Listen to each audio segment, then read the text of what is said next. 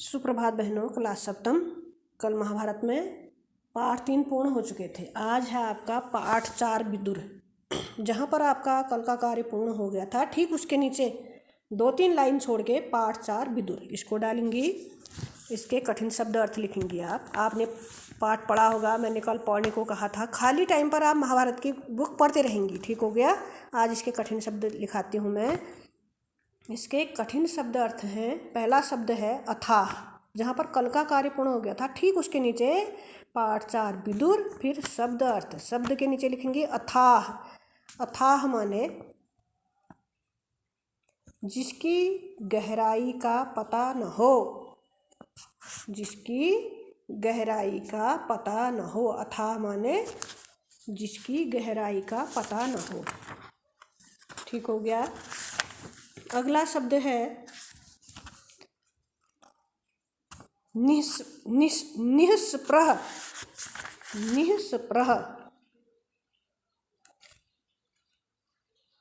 यहाँ पर को है शब्द निःस्पृह माने बिना किसी लोभ या लालच का। बिना किसी लोभ या लालच का, ठीक हो गया। पहला शब्द था अथाह, दूसरा था निःस्पृह। फिर है अगला शब्द कुचाल। कुचाल माने बुरी चाल या गलत चाल। कुचाल माने बुरी चाल या गलत चाल, ठीक हो गया। फिर है स्नेह। स्नेह माने प्रेम। स्नेह माने प्रेम। अगला शब्द है अनुरोध। अनुरोध माने आग्रह। अनुरोध माने आग्रह। अब उसी में नीचे प्रश्न लिखेंगी। छोटे छोटे पाठ हैं, कहानियों को पढ़ना। मैं छोटे छोटे प्रश्न उत्तर भी इसके कराऊंगी। तो इसका पहला प्रश्न आप लिखेंगी, विदुर कौन थे? विदुर कौन थे? तो इसका आंसर लिखेंगी। आंसर में लिखेंगी विदुर विचित्रवीर्य की रानी। विदुर विचित्रवीर्य की रानी अंबालिका की दासी के पुत्र थे। विदुर विचित्रवीर्य के रानी अंबालिका के दासी के पुत्र थे। अंबालिका कौन थी? पांडु की माता का नाम था अंबालिका, ठीक हो गया। तो विदुर विचित्रवीर्य की रानी अंबालिका के पुत्र थे, ठीक हो गया। अगला प्रश्न है धृतराष्ट्र के यहाँ विदुर किस पद पर रहते थे? धृतराष्ट्र के यहाँ विदुर किस पद पर रहते थे? तो इसका आंसर है धृतराष्ट्र के यहाँ विदुर प्रधानमंत्री के पद पर थे। धृतराष्ट्र के यहाँ विदुर प्रधानमंत्री के पद पर थे। बस इसके 2 ही प्रश्नोत्तर करने हैं। अब इसी में आगे है, जहाँ पर ये पाठ पूर्ण हो जाएगा, फिर डालना है पाठ 5। पाठ 5 कुंती। विदुर के कठिन शब्द अर्थ हो गए पाठ 4 के, और 2 प्रश्नोत्तर भी हो गए। इससे ज़्यादा आपको प्रश्नोत्तर नहीं करने हैं, ठीक हो गया। अब कुंती पाठ 5, उसी के नीचे 2 लाइन छोड़ के उसी पृष्ठ पर जगह है तो, नहीं तो अगले पृष्ठ पर, उसमें पाठ 5 कुंती डालेंगी। कुंती के शब्द अर्थ लिखना आप शुरू करेंगे। पाठ 5 कुंती। उसमें शब्द अर्थ के नीचे पहला शब्द आप लिखेंगी विख्यात। विख्यात। विख्यात माने प्रसिद्ध। विख्यात माने प्रसिद्ध। अगला शब्द है प्रसिद्ध या मशहूर। विख्यात माने प्रसिद्ध या मशहूर। फिर है अगला शब्द लोक निंदा। लोक निंदा। लोक निंदा माने समाज में होने वाली बुराई। लोक निंदा माने समाज में होने वाली बुराई।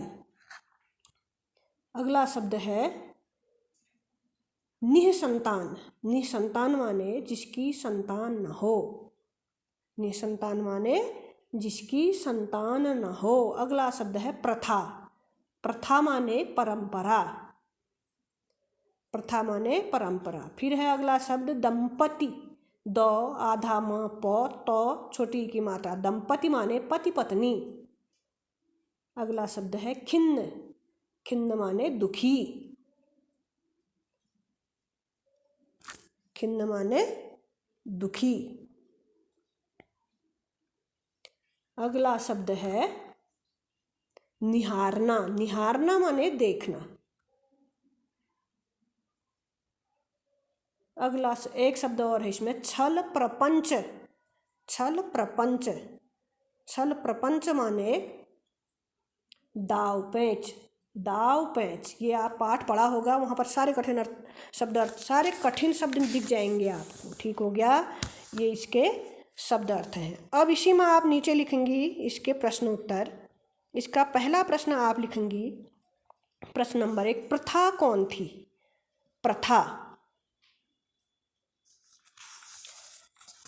प्रथा कौन थी? तो इसका आंसर लिखेंगी, प्रथा यदुवंश के प्रसिद्ध राजा, प्रथा यदुवंश के प्रसिद्ध राजा,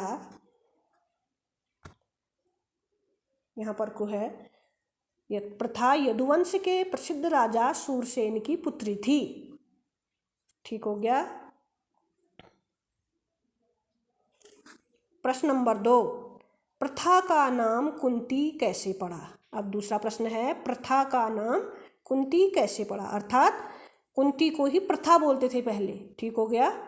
अब प्रश्न नंबर 2 लिखेंगी, प्रथा का नाम कुंती कैसे पड़ा? तो इसका आंसर है, प्रथा के पिता सूरसेन ने अपने फुफेरे भाई कुंती भोज को वचन दिया था कि अपनी पहली संतान उसे गोद दे देगा। पूर्ण विराम। अतः कुंती भोज ने वहाँ पहुँचने पर कुंती भोज के यहाँ पहुँचने पर प्रथा का नाम कुंती पड़ गया। आ रहा है ना समझ में? कुंती भोज के यहाँ पहुँचने पर प्रथा का नाम क्या पड़ गया? कुंती। प्रथा कौन थी? प्रथा कुंती थी। ठीक हो गया। अब एक प्रश्न और लिखेंगी इसमें, कर्ण का लालन पालन किसने किया? कर्ण का लालन पालन किसने किया? तो इसका आंसर लिखेंगी, सूर्यपुत्र कर्ण का लालन पालन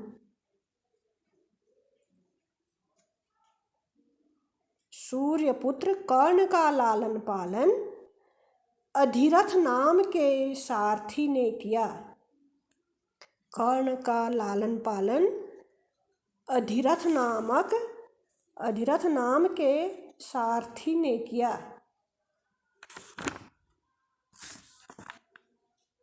आ रहा है ना समझ में?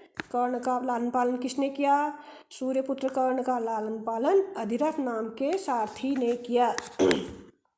अब एक प्रश्न और लिखेंगी, कर्ण के गुरु कौन थे? कर्ण के गुरु परशुराम थे। लिख देंगे आप, कर्ण के गुरु कौन थे? तो आंसर लिख देंगी, कर्ण के गुरु परशुराम थे। ठीक हो गया। अब एक प्रश्न और लिखेंगी इसमें, पांडु को शाप क्यों मिला? शाप मतलब श्राप। पांडु को श्राप क्यों मिला? तो इसका आंसर लिखेंगी, जंगल में हिरण के रूप में विहार करते